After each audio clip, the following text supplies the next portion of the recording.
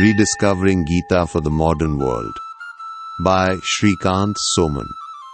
Based on Essays on Gita by Sri Aurobindo.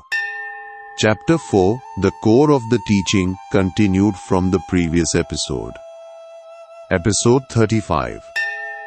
The Gita's Radical Solution, from Human Morality to Divine Consciousness.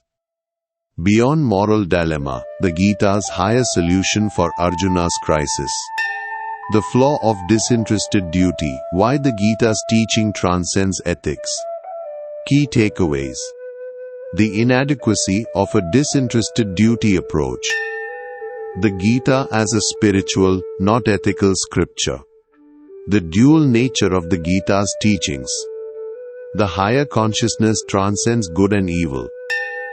Avoiding destructive consequences. Arjuna has a valid basis for his dilemma. In the case of Arjuna, the situation is still more complicated.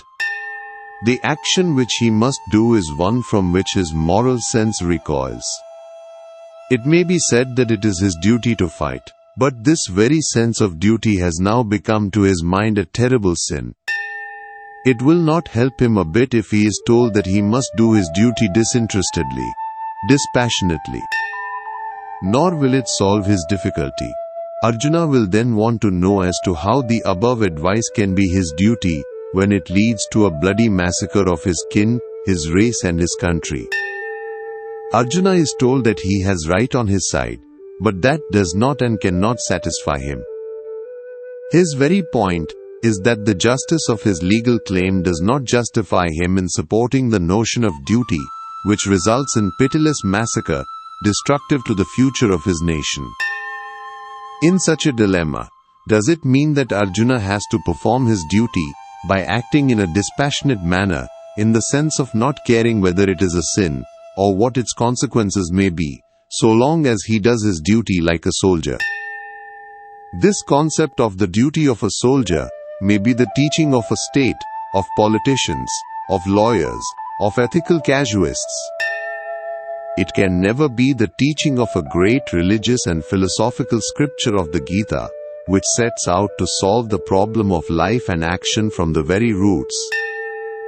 If we accept that it is what the Gita has to say on a most stirring moral and spiritual problem, then we must put it out of the list of the world's scriptures. We have to then thrust it, if anywhere, into our library of political science and ethical casuistry.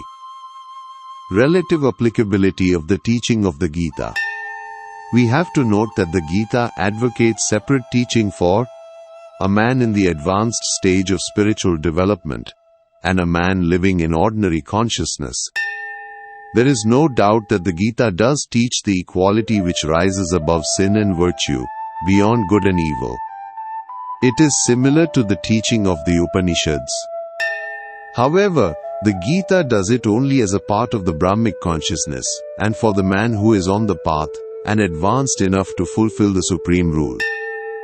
It does not preach indifference to good and evil for the ordinary life of man. If it does preach this indifference, then it would have the most destructive consequences to the ordinary life of man.